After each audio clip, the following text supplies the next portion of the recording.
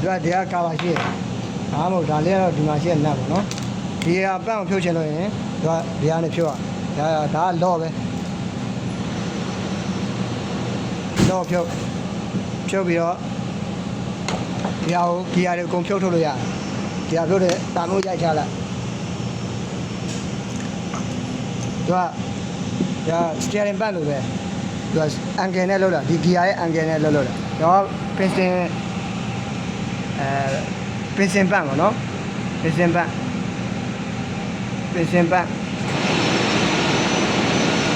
တော့သူ့ adjust လုပ်ချင်ရင်ထည့်လိုက်နော်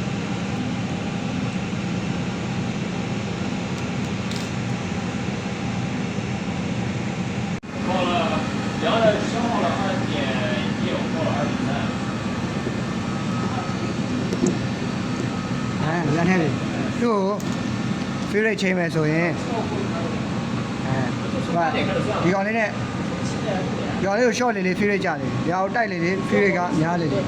fully တိုက်လိုက်ပေါ့နော်ဒီဘက်ရောဆိုင်ရတယ်我天还4吨然后တိုက်လိုက်လို့ရင် free rate ကများလာတယ်ဒါပေမဲ့ fully တိုက်လိုက်လို့ရင် gear က step ဖြစ်သွားတယ် cannot be moving အဲ့တော့ one time should be slash one time slash ပြီး one time slash ပြီးတော့ဒီအောင်နှက်ကိုတိုက်လိုက်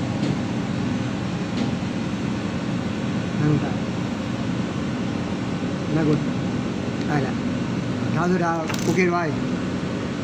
ဒါ compressor ရဲ့